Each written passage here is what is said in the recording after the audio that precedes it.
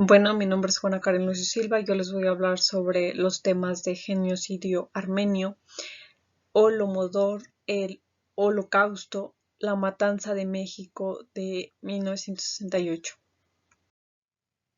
Bueno, como primer punto les voy a hablar sobre lo que es el genocidio armenio. Y bueno, se dice que el 24 de abril de 1915 es la fecha conmemorativa que se resume simbólicamente todos los crímenes de lesa humanidad que el Imperio Otomano y sobre todo la República de Turquía cometieron contra el pueblo armenio fue el día que las autoridades arrestaron, deportaron y asesinaron a cientos de intelectuales y líderes de la comunidad. Se estima que un total de 1.500.000 de armenios y en menor cantidad asirios y griegos fueron masacrados sistemáticamente durante el genocidio mediante, entre otros métodos, las caminatas de la muerte en el desierto sirio donde sufrían torturas, violaciones, destrucciones. Los hechos ocurrieron durante el gobierno de los jóvenes turcos en el Imperio Otomano con Talat Pasha, Enver Pasha y Jalmal Pasha a la cabeza y continuaron durante la República de Turquía bajo el mandato de Mustafa Kemal. El jurista Raphael Lemkin acuñó el término genocidio en 1943, basándose en la experiencia armenia y en lo ocurrido durante el Holocausto judío a manos del nazismo. Como esa base, las Naciones Unidas aprobaron en 1948 la Convención para la Prevención y las Sanciones de los Delitos de Genocidio, que, que entiende por genocidio se entiende por genocidio 5 actos perpetrados contra la intención de destruir total o parcialmente a algún grupo nacional, étnico, racial o religioso, la matanza de miembros del grupo, la lesión grave a la integridad física o mental de los miembros del grupo, el sometimiento internacional del grupo a condiciones de existencia que haya de acarrear su destrucción física total o parcial, medidas destinadas a impedir los nacimientos en seno de grupo y el traslado por fuerza de niños del grupo a otro grupo.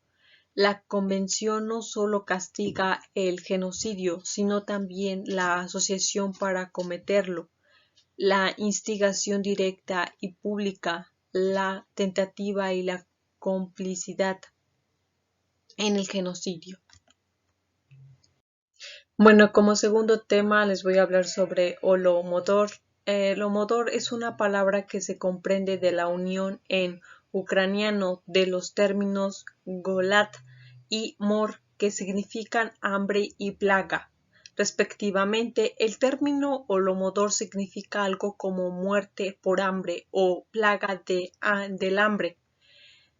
Con el gobierno de Stalin, las políticas sobre ucranianas se endurecieron. Stalin, paranoico de que el nacionalismo ucraniano pusiera una amenaza para la URSS, inició una purga persiguiendo a los kulaks, que se podrían clasificar como los campesinos con más propiedades y que tenían a otro trabajando sus campos. El proceso de colectivización, que se vendió como una deskulakización, era en realidad un ataque al nacionalismo ucraniano.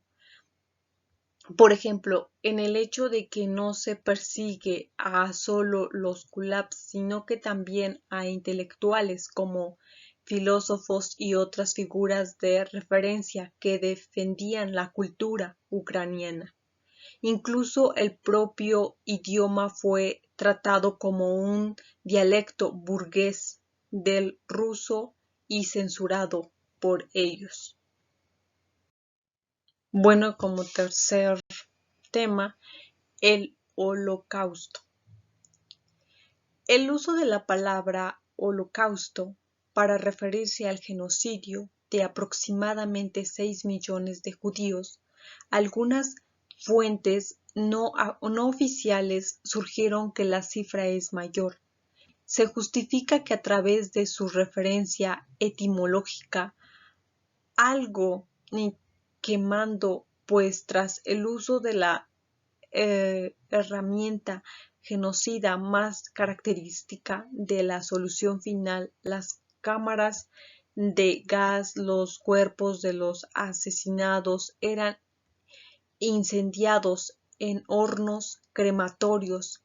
La persecución y el asesinamiento de los judíos no se desarrolló solo en Alemania o en los distintos campos de concentración creados a tal fin, sino que se extendió a Rusia, Europa Oriental y la península balcánica, donde los alemanes y sus colaboradores australianos y lituanos, letones, ucranianos, húngaros, rumanos, croatas y otros llevaron a cabo múltiples matanzas de judíos en fosas, bosques, barrancos y trincheras. Este gobierno se llevó a cabo a partir de 1941 durante el gobierno de Adolfo Hitler, durante la Alemania nazi. Sin embargo, las medidas más fuertes se dieron con las cuotas del grano pedidas a la población. Se aumentó muchísimo la presión sobre las cantidades de grano requeridas, haciendo totalmente inviable llegar a las cuotas, de lo que se quejaron los organismos directivos de la Ucrania, que aunque fieles al poder de Moscú fueron purgados. Stalin no solo quitó el alimento producido en Ucrania, sino que prohibió la llegada de recursos y repartió a los que intentaron emigrar. La población, que en 1932 empezó a morir de hambre, se vio pronto abandonada y maltratada por las autoridades soviéticas.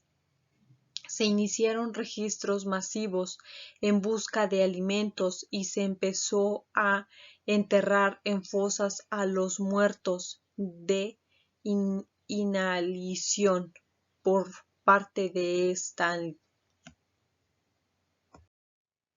Bueno, como cuarto tema es la matanza de México del 68. El 2 de octubre de 1968 sucedió un evento que marcó a México, lleno de una gran tristeza a la sociedad, y se recuerda como la matanza de Tlatelolco, ya que fueron asesinados masivamente por el gobierno del país los estudiantes que asistieron a la manifestación en la Plaza de las Tres Culturas de Tlatelolco. Alumnos del Instituto Politécnico Nacional de la Universidad Nacional Autónoma de México, la UNAM. Intelectuales, profesores, profesionistas, amas de casa y obreros se reunieron en la Plaza de las Tres Culturas como un movimiento social y antipolítico. 10 días antes de la apertura de los Juegos Olímpicos de México de 1968, pero en lugar de ser escuchados por el gobierno del presidente Gustavo Díaz Ordaz, se utilizaron al ejército de México y al grupo paramilitar Batallón Olimpia para reprimir y matar a sangre fría a todas las personas presentes en la plaza. Las conclusiones de la Fiscalía de México sugieren que hubo un gran número indeterminado de heridos, muertos y detenidos causados por la represión sistemática hacia el movimiento del 68 en México.